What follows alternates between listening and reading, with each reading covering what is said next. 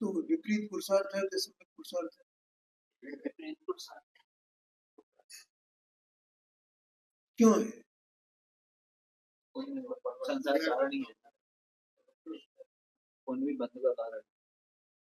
क्योंकि उस पुण्य से जो अनुकूलताएं मिलेगी, जो भी सामग्री मिलेगी, वो सामग्री तो क्षणिक है और उसके लिए पुरुषार्थ करना।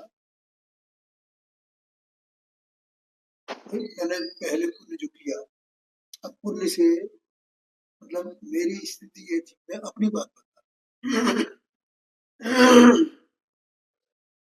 एक समय ऐसा था, बिल्कुल जैसे झोपड़ी में रहने वाले लोग होते हैं ना, ऐसी मेरी दशा थी। मेरे घर में कुछ भी नहीं था। पहले तो ऐसा ज्यादातर लोगों की, तो ठीक है, मैं अपनी बात, आज 2 मंजिला इतना बड़ा मकान है, ठीक है, और हर तरह से मतलब एक समृद्धि जिसे बनते थे दुनिया की नजर। लेकिन ये जीव इस देह को छोड़ के चला जाए तो किस काम का है? क्या मिला इसे? ये पुरुषार्थ का लिए कर रहा है, उसी के लिए, पुण्य के लिए, पुण्य के लिए, पुण्य के लिए। पुण्य से ये सब हो जाए और ये छोड़ के चला जाए, तो वो तो सब यहाँ का ही धरा रह गया ना, इसको क्या मिला? और जो पुरुषार्थ करना था वो किया नहीं,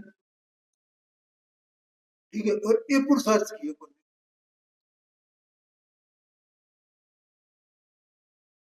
ठीक है। तो जो समय मिला था इसके लिए, इस पुरुषार्थ के लिए, सम्यक पुरुषार्थ के लिए, वो विपरीत पुरुषार्थ में लगा दिया।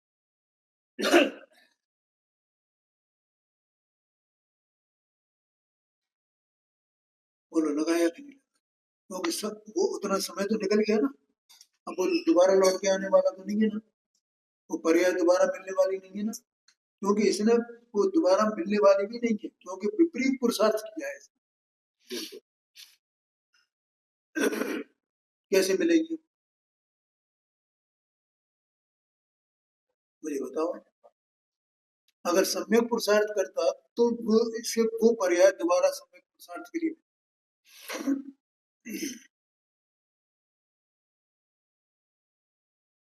और एक बात, अब दूसरी बात बताता हूँ। चलो पहले अपन मंगलाचरण कर लेते हैं, तभी अपन शुरू करें, ठीक है। तो प्रश्न भी तभी किया, नमो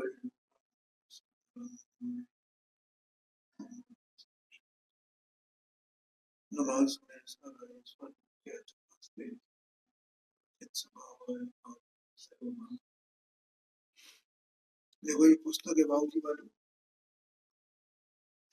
ये इसी से संबंधित न प्रश्न कर दिया, 234 पेज निकाल।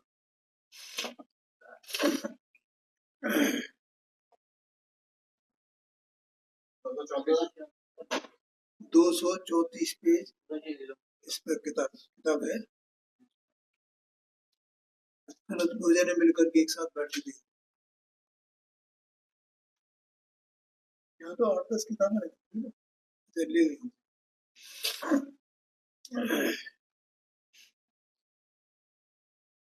ये इसमें लिखा है संस्कार का स्वरूप और उपयोग।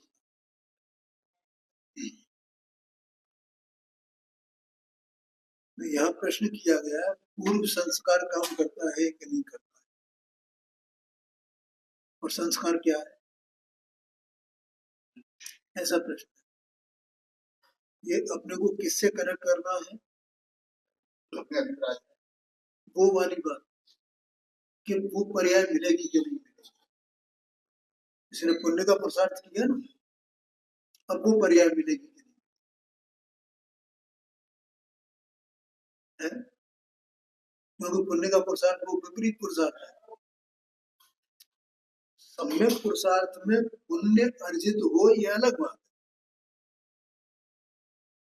लेकिन इसने सम्यक पुरुषार्थ का पुरुषार्थ तो सम्यक किया ना इसने। उस काल में अगर पुण्य मिल गया तो इसका अभिप्राय तो नहीं था ना, लेकिन कोई सम्यक पुरुषार्थ करे ही नहीं और केवल इसी का पुरुषार्थ करे, विपरीत पुरुषार्थ, पुण्य का ही पुरुषार्थ, तो पुण्य से ही लाभ माने तो उसे वो पर्याय दोबारा कैसे मिले?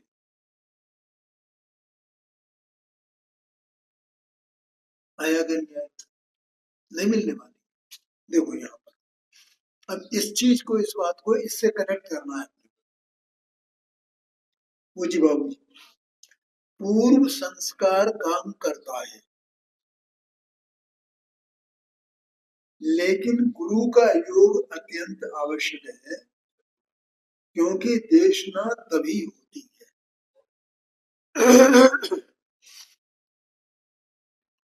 अब देशना का मतलब क्या है? तभी होती है, देशना तभी होती है माने कि देशना लब्धि तभी होती है। यहाँ अकेला देशना कहा, देशना माने एक तो गुरु के मुख से जो वचन निकले वो देशना हुई, और एक देशना लब्धि होती है। तो जीव को देशना लब्धि कब होती है? जब गुरु मुख से देशना मिले, तब उसको देशना लब्धि होगी ना, तभी होती है। पहले देशना हुई हो माने देशना लब्धि, तो वो भी पूर्व संस्कार है। पहले जो देशना लब्धि पिछले भाव में हुई तो वो भी पूर्व संस्कार है। और अगर पहले देशना नहीं हुई हो माने देशना लब्धि नहीं हुई हो और तत्व सुना हो, समझा हो,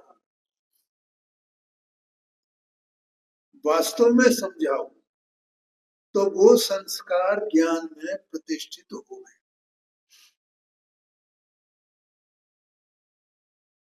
समझ गए ना? वो संस्कार ज्ञान में प्रतिष्ठित हो गए। अब वो ज्ञान आगे गया ना, आगे गया हमारे अगले भाव, जो ज्ञान की दशा बदली है तो अगले भाव में जाएगी ना। लेकिन ये कब है? जब सम्यक पुरुषार्थ का प्रयत्न करेगी, तब ये अपना कर्तव्य करे, ये स्वाध्याय करे, चिंतन करे, मनन करे। ये ऊपर ऊपर की बातों में लगा रहे तो अरे वो तो इसकी बात ही वो आती है, ये तो गहराई ये बात है। भैया भगवान की वाणी उपलब्ध है, अगर साक्षात गुरु कोई नहीं है तो कोई बात नहीं है, तुम अपने से प्रयत्न करो। पंडित जी साहब ने मोक्षमा प्रकाशन में लिखा है,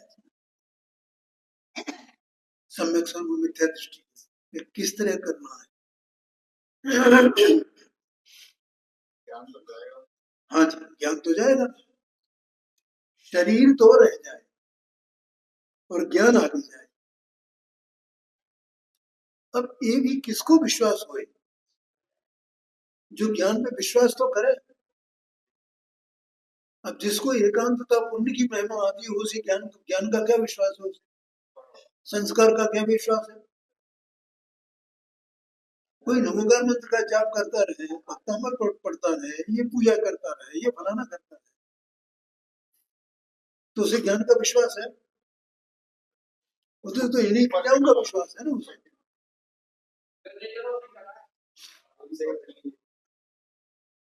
शरीर तो रह जाएगा, ज्ञान आगे जाएगा। तो वो संस्कार के वश से फिर उसी समय गुरु का योग मिल जाए तो अनुभूति हो जाती है। ये क्रम है।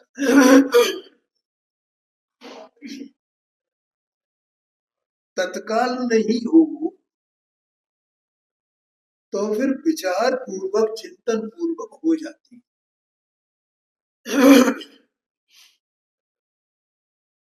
संस्कार का एक, हाँ जी, हाँ जी। देखो अपन ये जानते हैं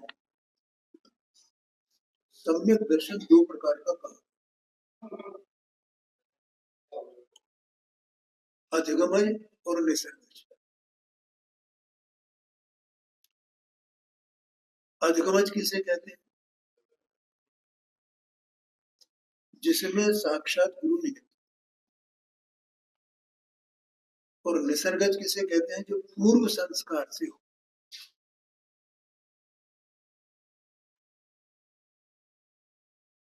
समझ में आया? अब कोई जीव है और उसे संस्कार मिला, मान पिछले भाव में जैसे, और वर्तमान में काफी समय गुजरने के बाद जीवन का उसको सम्यक दर्शन हो।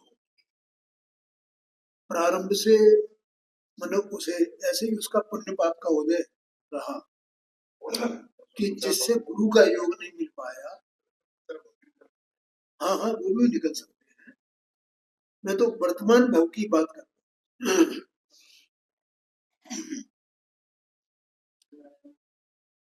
अब ये मैं उसकी जो ज्ञानी जीव है उसके पुण्य की बात मैं कर रहा हूँ। ये मैंने बोला था ना, उसको उसका पुरुषार्थ तो सम्यक है, लेकिन तो भी उसको कैसा अतिशय पुण्य का संबंध होता है, और वो क्यों होता है, और क्रिया कोई दिखाई देती नहीं है उसकी, क्यों होता है? नहीं, देखो पहले कर्म का उदय है तो उसमें वो गहल रहा, फिर धीरे धीरे धीरे धीरे धीरे धीरे जैसे उसमें बहता हुआ बहता हुआ बहता हुआ, फिर वो किनारे की तरफ आया, कहीं धार मंद पड़ी उसकी नदी, जैसे पड़ीसा में प्रकाश होता है, ठीक है? तो धार मंद पड़ी तो उसने किनारा पकड़ा, बहुत दूर तक बहता रहा, बहुत दूर तक बहता रहा, बहुत दूर तक। तो वो धार मंद पड़ी ना, तो ऐसे ही उसके जो है वो कसाई की मंदता हुई कुछ विशेष अपने आप, और उससे उसका उपयोग अपने स्वरूप की ओर लगा और बाहर की निमित्त में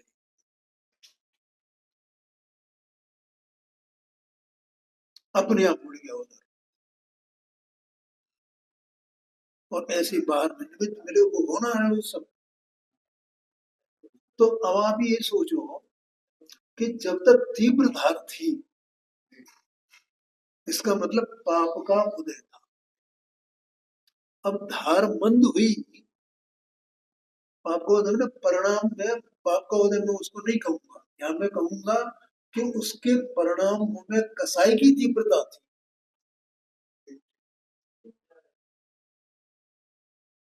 और धार मंद पड़ी माने उसके कसाय की मंदता हुई। तो इतनी मंदता हुई, इतनी विशुद्धि हुई कि उसे सम्यक दर्शन प्रकट हो गया। क्यों? विशुद्धि का ही खेल है सारा करण उसमें, करणान योग में जो करण लब्धि होती है, चार चार जो पांच जो लब्धियां होती है, तो उसमें परिणामों की विशुद्धता ही होती है मुख्य, ऐसी विशुद्धता। तो अब मुझे बताओ कि विशुद्धि से जो विशुद्धि उसके परिणाम में हुई और वो उसमें निमित्त बनी काय में, उसके पुरुषार्थ में, और पुरुषार्थ पूर्वक सम्यक दर्शन प्राप्त करने थे।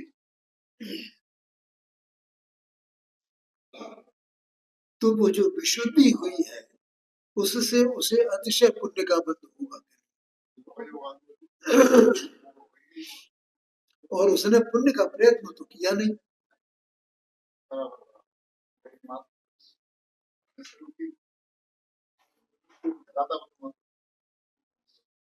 क्या कहा भाई?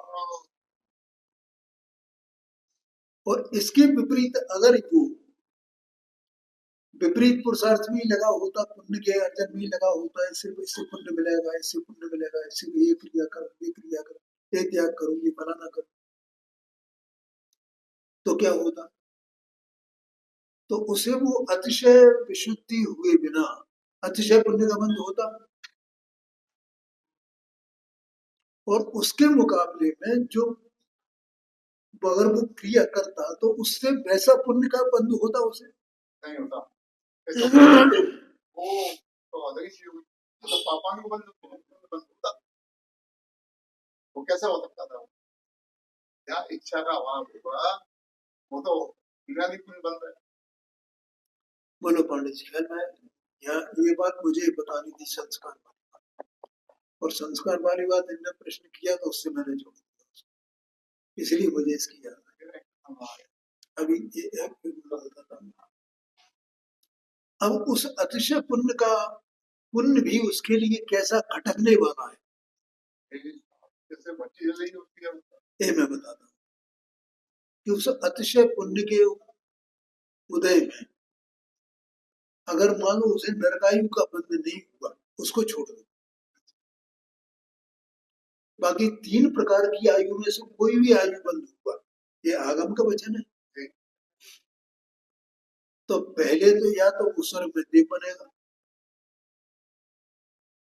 या फिर अगर पहले बंद हो गया होगा मनुष्य पर्याय का या त्रिंच पर्याय का, तो भोग भूमि में मनुष्य या त्रिंच बनेगा,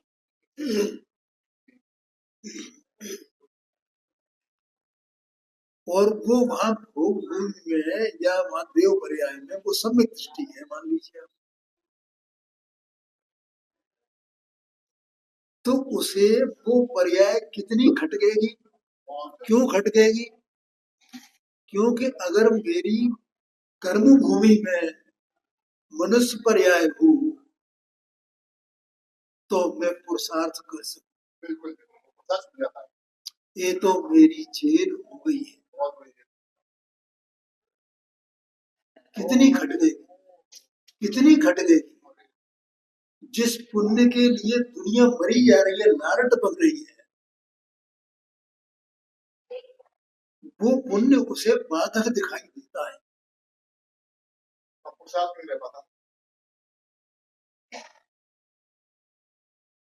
आया कि नहीं आया, तो उतने काल मेरा पुरुषार्थ गया मेरा, और पुरुषार्थ में पुण्य बिल्कुल भी काम नहीं करता है, क्या कहा, क्या बात निकल के आई है, पुरुषार्थ में पुण्य बिल्कुल भी काम नहीं करता है, अगर पुण्य काम करता होता तो लोगों ने विपरीतता में ही पुरुषार्थ किया है अपने जीवन, चाहे सुकुमार जी को देख लो, चाहे गज कुमार मुनिराज को देख लो, चाहे यशोधर मुनिराज को देख लो, क्या कहा उन्होंने, सब पाप का उदय चल रहा था, उसमें उन्होंने पुरुषार्थ किया, बोलो, वो पुण्य बांधा होगा लेकिन वो समय उदय में नहीं आया, और उदय में भी आवा तो क्या काम करे वो क्या काम करे, आत्मा को कुछ करेगा वो, कुछ नहीं कर पाए,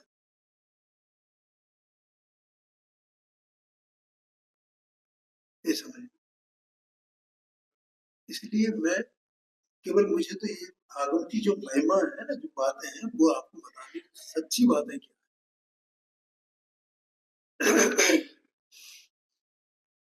अब बताइए आप अपना प्रश्न।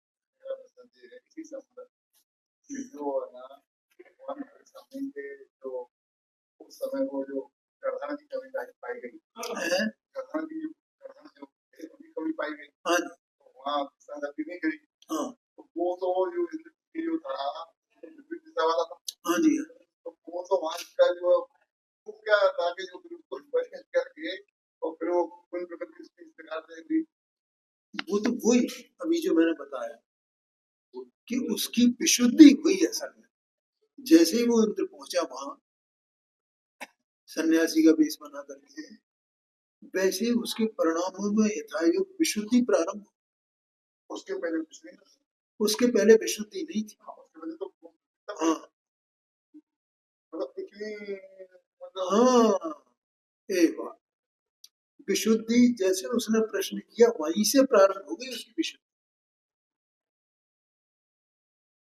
ये समझ लो, इधर आओगे जरा, ये प्लग लगा देना इस पर, तो लाइट जरा,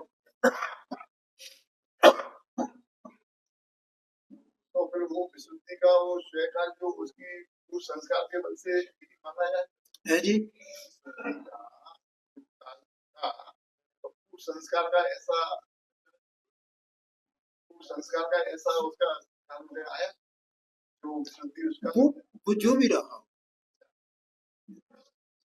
लेकिन वो विशुद्धि नहीं खेलता सारा, तो वहां समोष में पहुंचते पहुंचते उसे सम्यक दर्शन प्राप्त हो।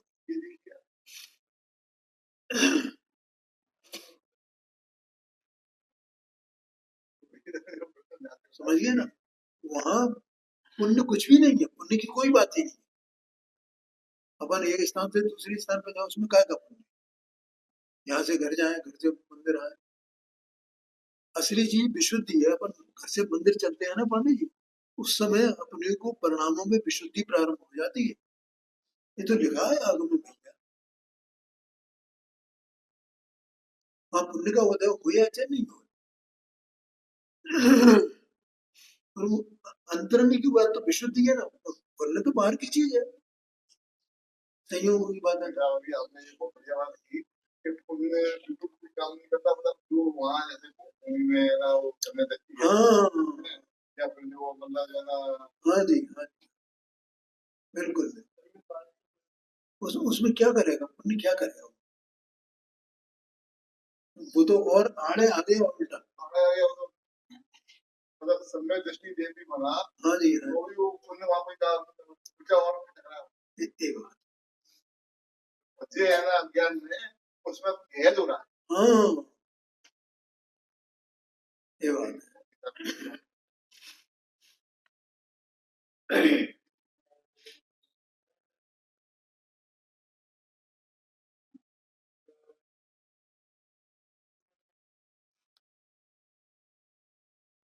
अब ये 234-35 पेज पे आप लोग सब लोग पढ़ लेना उसको, ठीक है।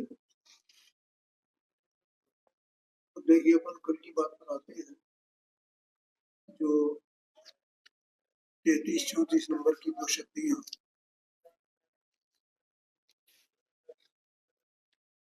भाव शक्ति और अभाव शक्ति, इस पर कुछ गुरुदेव जी का जो व्याख्यान है।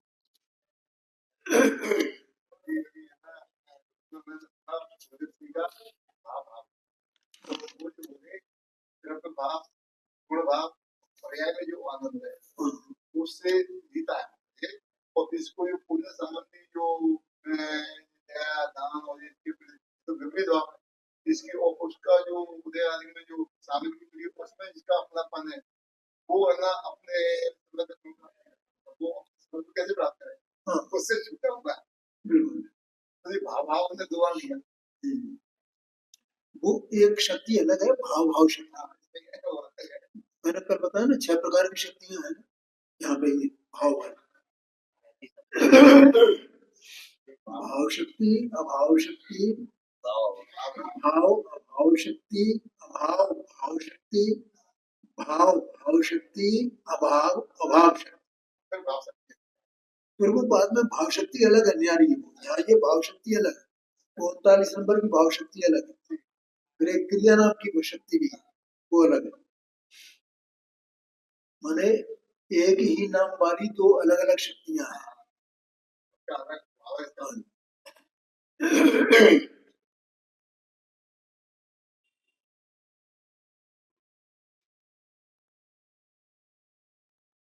देखो अब यहाँ ये विशेष बात गुरुदेव जी ने कही है, तो विशेष विशेष पॉइंट है, वही मैं आपको बता रहा हूँ।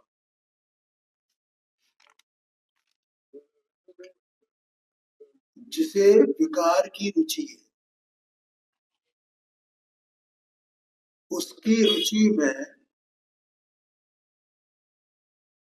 स्वभाव का अभाव है। विकार की रुचि है ना, तो रुचि में स्वभाव का अभाव माने क्या, तो उसे स्वभाव की रुचि नहीं है, ठीक है।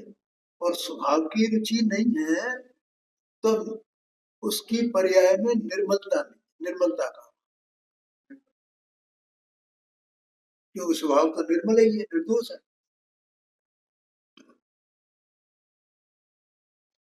इसलिए उसे अभाव शक्ति का विपरीत परिणाम है। अभाव शक्ति का विपरीत परिणाम है, क्योंकि रुचि में स्वभाव का अभाव है, तो पर्याय में निर्मलता का अभाव है। तो निर्मल पर्यायों का, यहाँ निर्मल पर्याय वर्तमान विद्यमान होगी, लेकिन आगे पीछे की पर्याय निर्मल पर्याय उनका अविद्यमान होगा ना, वो अविद्यमान होगा। लेकिन इसकी किसकी रुचि है? विकार की रुचि है। तो इसकी वर्तमान में विकार की रुचि रूप पर्याय विद्यमान है ना, और आगे पीछे की भी वैसी पर्यायों का अभाव है ना, इसलिए विपरीत परिणाम चल रहा है। और जिसे स्वभाव की रुचि है उसकी रुचि में विकार का अभाव है। रुचि में क्योंकि रुचि उसकी निर्मल है, तो रुचि रूप जो पर्याय है उसकी, वो पर्याय भी निर्मल होगी या नहीं, इसलिए उसे अभाव शक्ति का निर्मल परिणाम, अभाव शक्ति का भी निर्मल परिणाम है, क्योंकि अब उसके जो वर्तमान अविद्यमान पर्याय हैं वे भी निर्मल आने वाली है ना। ये बात है। ये बात एक बात। अब दूसरी बात इसी से संबंधित है, जिसे विकार की रुचि है उसकी पर्याय में निर्मलता के बदले मात्र विकार का ही विद्यमान बना है, उसके क्या होगा? विद्यमान बना जो होगा विकार का ही होगा ना, इसलिए उसे भाव शक्ति का विपरीत परिणाम है।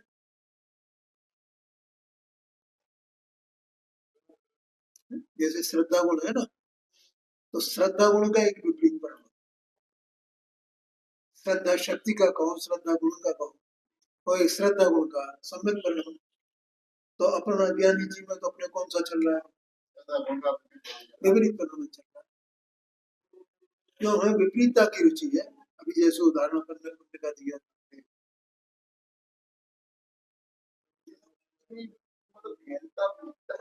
हाँ जी बिल्कुल, तो उसे उसी की रुचि है ना, विकार की रुचि है, विकार की रुचि है, विकार स्वभाव की रुचि नहीं। तो विकार की रुचि है, उसकी पर्याय में निर्मलता के बदले मात्र विकार का ही विद्यमान बना है, इसलिए भाव शक्ति का विपरीत परिणाम है। और जिसे स्वभाव की रुचि है उसकी पर्याय में निर्मलता का विद्यमान बना है। काय का विद्यमान बना है उसकी? क्योंकि स्वभाव की रुचि है ना, तो वो रुचि जैसे ज्ञान आत्मा का ही है ना, ऐसे रुचि रूप जो परिणाम है वो आत्मा का ही परिणाम है, और उस रुचि का विषय आत्मा ही है ना, उसकी रुचि का विषय निर्मलता ही है ना। तो जिसकी रुचि का निर्मलता रूप परिणाम है, वो स्वभाव रूप के स्वभाव में रुचि है जिसको, उस रूप से जिसका परिणाम है, तो वो पर्याय तो निर्मल होगी ना रुचि। तो आगामी पर्याय भी सब रुचि रूप रहेगी ना उसकी। ये बात है। तो एक ग्राम विद्या तो सब रुचि होता है। हाँ ये बात।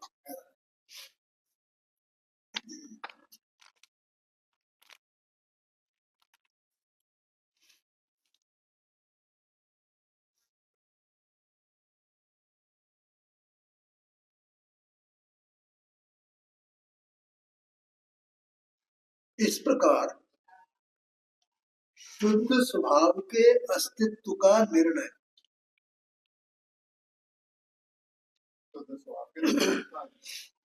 देखो मैं ये बार बार कहता हूँ और ये बात बिल्कुल गाढ़ बात है, ये समझ लेना। ये अपने जहां भी आप बैठते हो तो वहां लिखवा लेना, लिख लेना, डायरी में नोट कर। क्या कि अभी जो आत्मा अंदर है ना, वस्तु चेतन वस्तु, वो वस्तु शुद्ध ही है, वो शुद्ध है।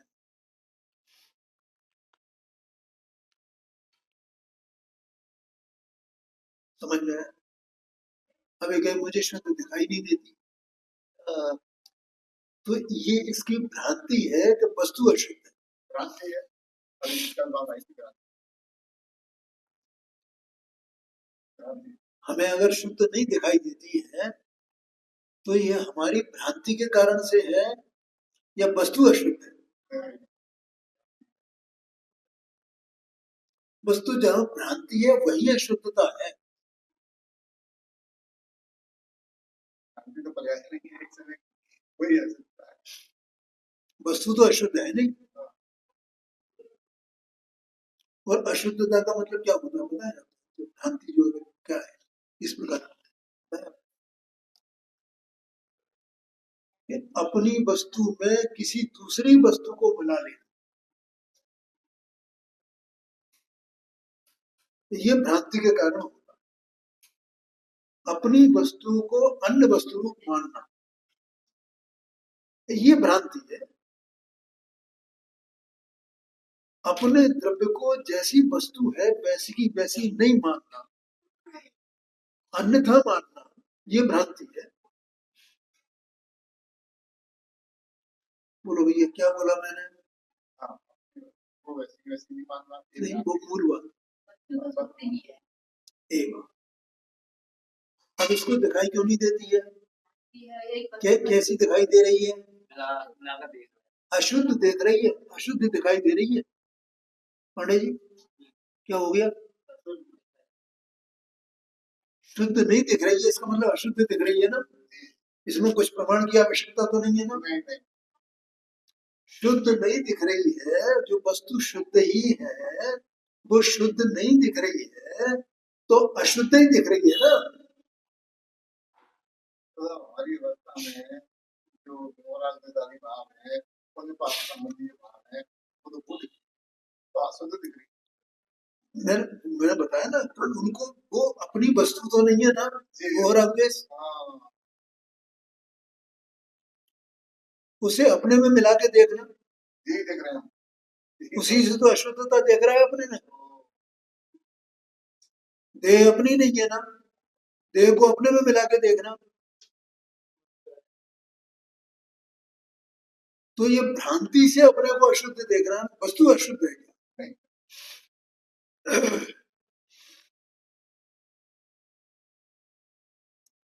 वस्तु तो अशुद्ध है ही नहीं। मैं ही मूर्ख ऐसा हूं जो मैं जो है वो उसको शुद्ध नहीं देख पा रहा। ये मेरी कमजोरी है ना, ये मेरा पाप है ना, ये मेरा दुख है ना। नहीं है? बोलो।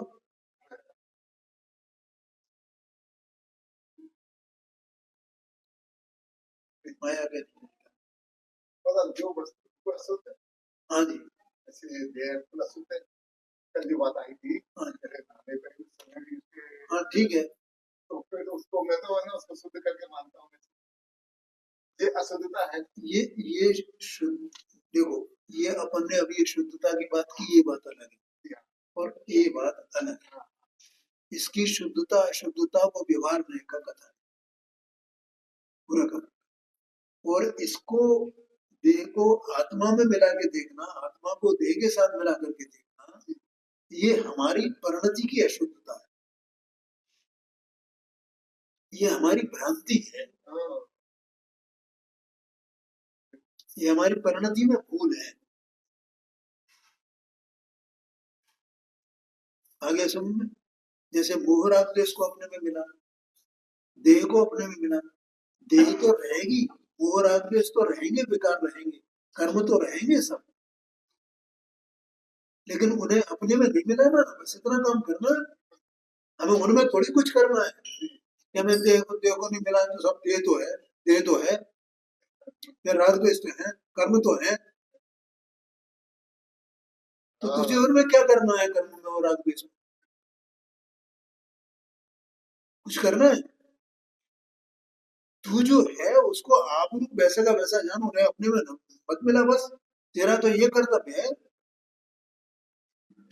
लेकिन तू उन्हें अपने में मिला रहा है।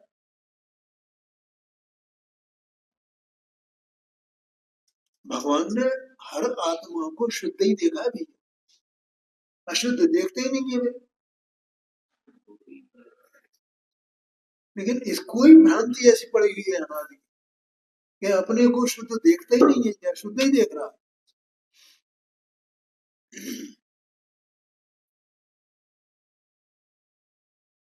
बोलो कपिल भाई, समझ में आया? ये सब समझ में आया। हाँ कल मैंने नोट किया था, हाँ जी, हाँ जी, भ्रांति ही सबसे बड़ी खतरनाक हाँ जी, है। ऐसी भ्रांति के पड़े हाँ जी, वस्तु हाँ जी।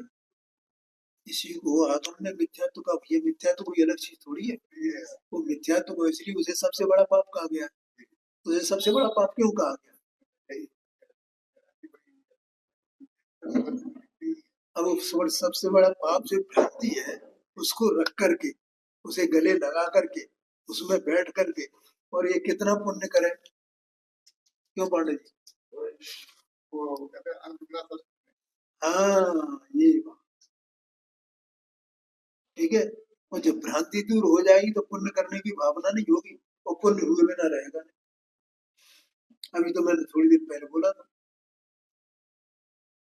ये अतिशय पुण्य उसके पीछे पीछे दौड़ता है। वो दौड़ता क्यों है पता है? क्यों? उसकी चारित्र में शुद्धता नहीं है, इसलिए।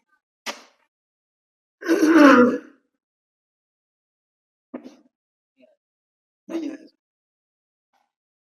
इसके कसाई की मंदता रहती है ना।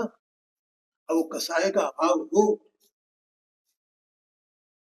ठीक है, तो चारित्र की शुद्धता बढ़े ना, तो अपने आत्मा को प्राप्त करे ना, केवल ज्ञान प्राप्त करे ना। इसलिए वो कसाई की मंदता रहती है, तो कसाई की मंदता से पुण्य बंद होता है। जो करने वाला है।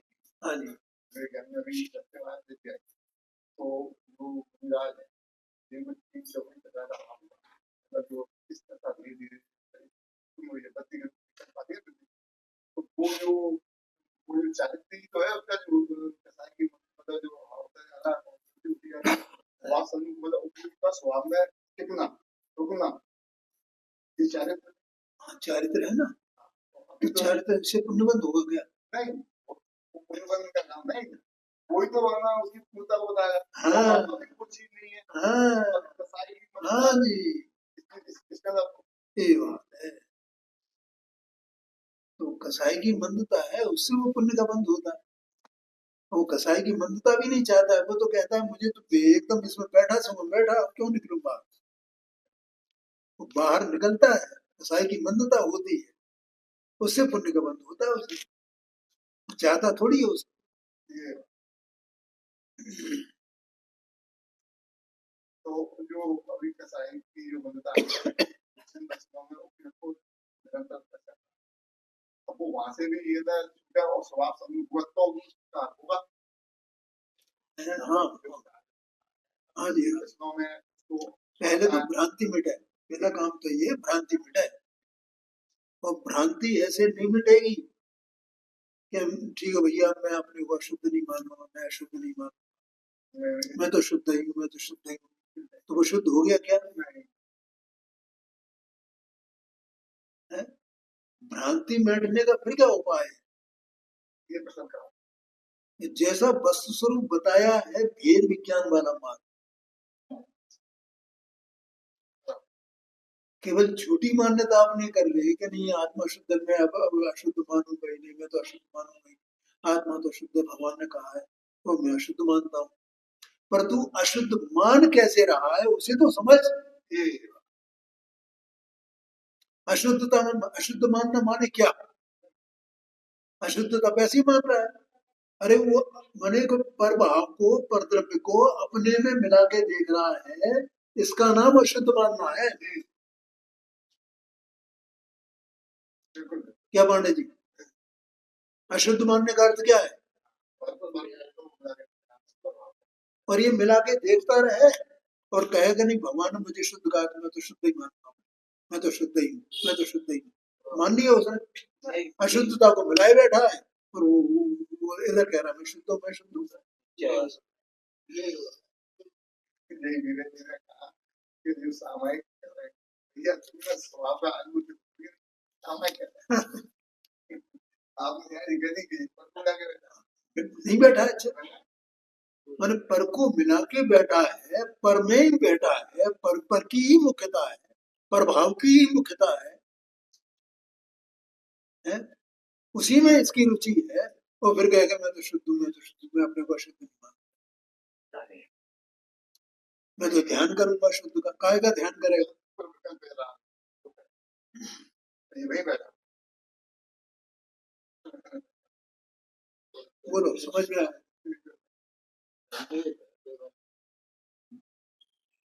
भैया तो फिर क्या करना पड़ेगा भ्रांति दूर करने के लिए, तो उसको मिटाने के लिए?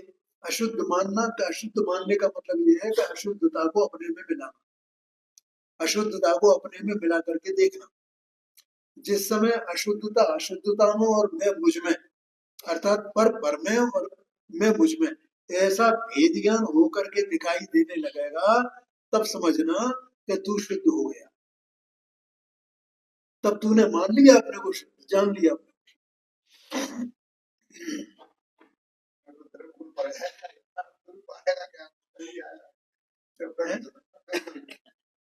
देह की सारी क्रिया, देह की क्रियाएं सब की सब ए टू जेड जितनी है, वे सब देहाश्रित ही दिखाई दे।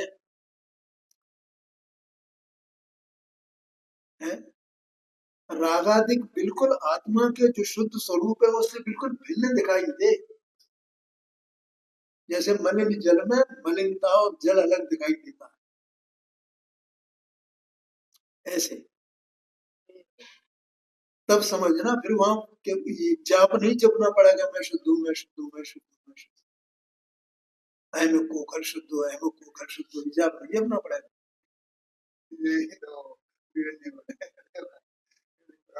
वो अजपा जाप हो गया डॉक्टर साहब की भाषा में, आया क्या नहीं आया? जैसे भ्रांति मिटनी चाहिए। देखो यहाँ गुरुदेव जी ने कहा, इस प्रकार शुद्ध स्वभाव के अस्तित्व का निर्णय। कभी अलग अलग कर दिया ना तो हो गया क्या? नहीं हो गया शुद्ध स्वभाव का निर्णय। अपनी वस्तु को, अपनी सत्ता को आप बस बिल्कुल, इसमें कुछ मिलाना नहीं। वो तो वस्तु तो जैसी है तैसी है। अशुद्धता शुद्धता तो हमारी माने ये कमजोरी सबको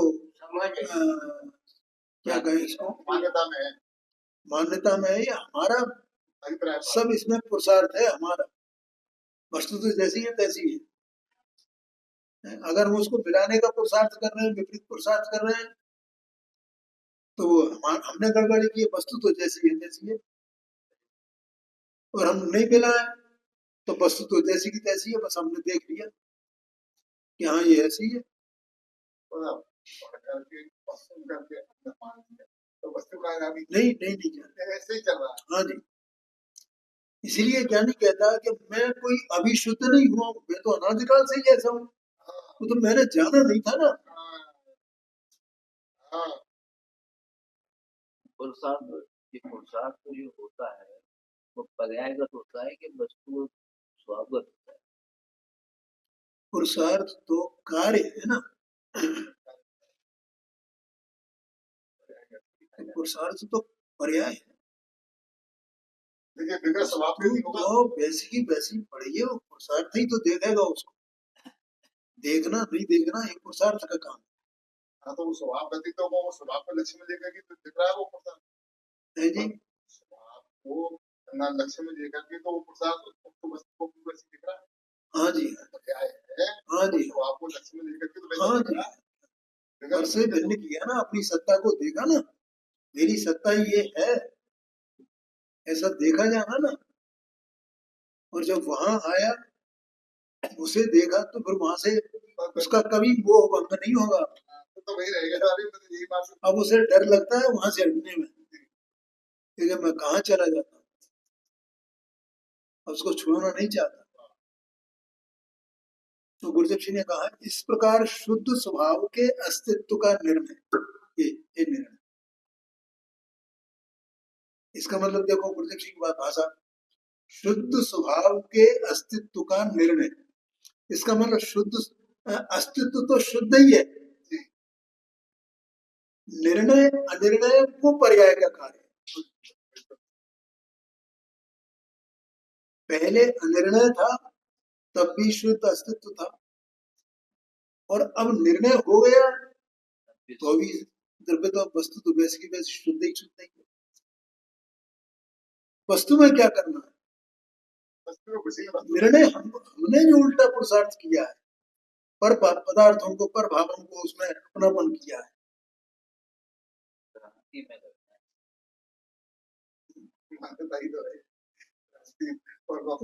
और भैया हम ये इतना गड़बड़ कर रहे हैं, हमें उस गड़बड़ी की खबर ही नहीं है, पता ही नहीं चलता है हमको।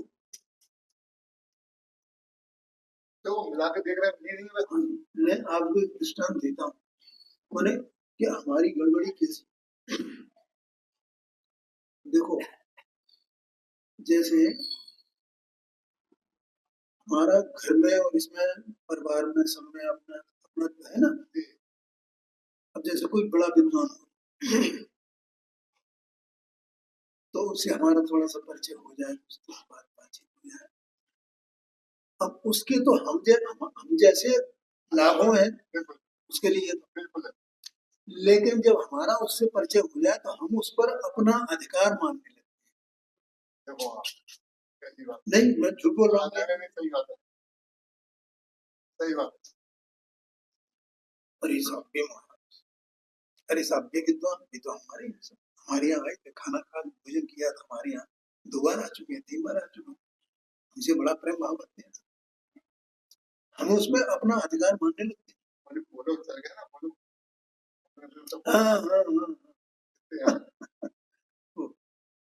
ये सब मिथ्यात्व के जोर में चल रहा है। हाँ जी, हाँ जी। क्यों ये मुनिराजों के और इनके अपने आर्य माताओं के संबंध में ये बात, ये कथन क्यों आते हैं, ऐसा आगम में क्यों निर्देश है कि उनको 15 दिन से ज्यादा नगर में और गांव में 5 दिन से ज्यादा ठहरना योग्य नहीं है। आया क्या नहीं आएगा? अगर वे 15 दिन से ज्यादा उस नगर में रुक जाए तो वहां मतलब राग होते हैं। इसका मतलब वे उस पर अधिकार मानने लगे, वहां की पब्लिक उन पर अधिकार मानने लगे।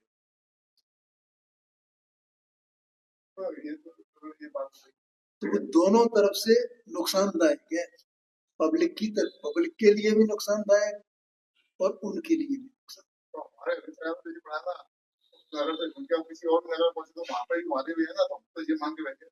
वो तो मैं बता रहा हूँ कि ये मिथ्यात्व की जड़ें कितनी गहरी हैं, हमें कुछ विचार नहीं आता। ये मैं बता रहा हूँ, कुछ खबर ही नहीं है, उसकी छूट है। छूट इसलिए है तो पहले तो ऐसी पुराने समय में न तो ऐसी सड़कें थी न ऐसी गलियां थी। अब तो गली गली में वो सब हो गया है, और जगह जगह हरियाली हुआ करती थी। और मुनिराज निकले तो कैसे निकले, ब्याह करें तो कैसे करें, और ज्यादातर जंगलों में निकलते थे, तो कैसे ब्याह करें, इसलिए एक जगह रुक जाना।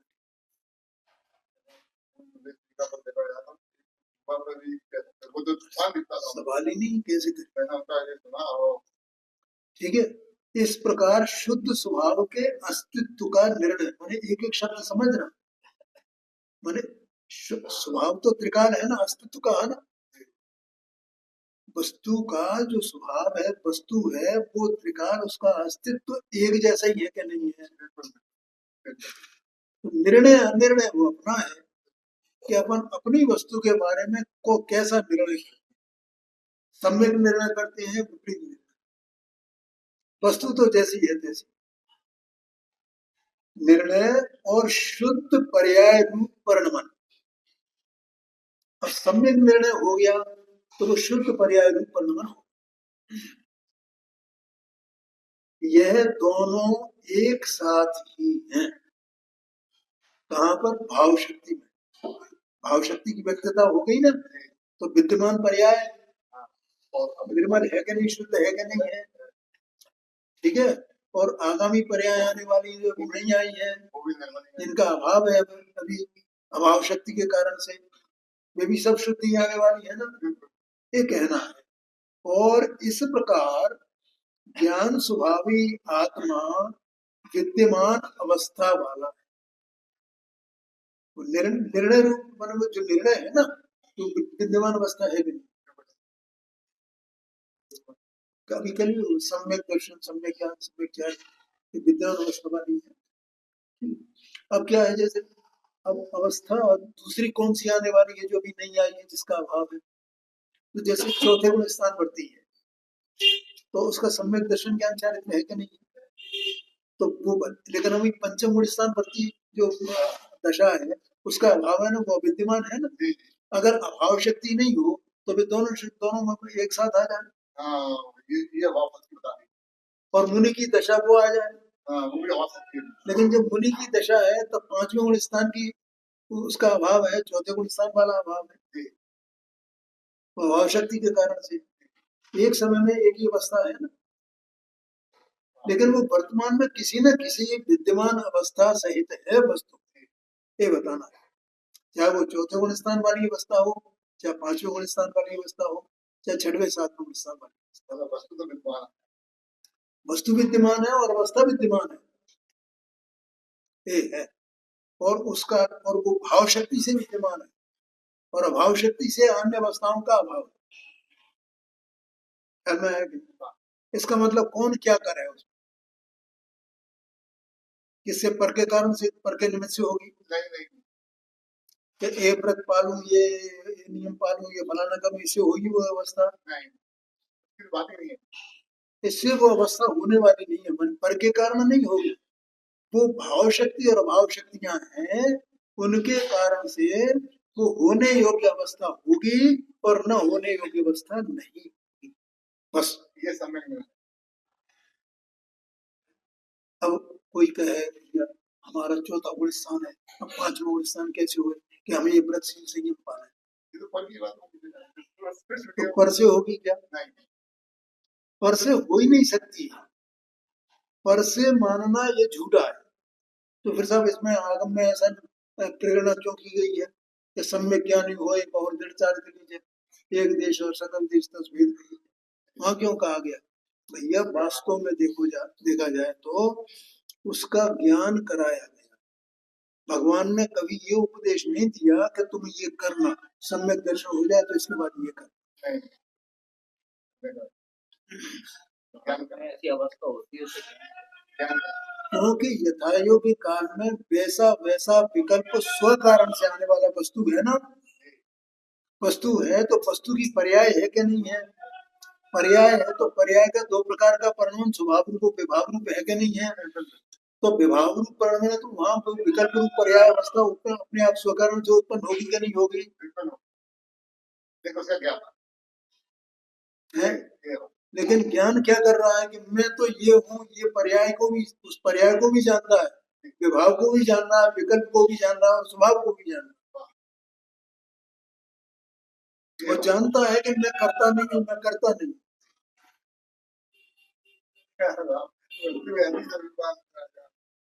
आया कि नहीं? वो अगर वो कर्ता बन जाए तो वो नीचे चला जाए, क्योंकि उसने अपनी सत्ता को पकड़ा हुआ है। मैं कुछ करने धरने वाला नहीं, मैं तो त्रिकाल अनादि हूँ बस। आया कि नहीं आया? समय हो गया, अभी चर्चा कर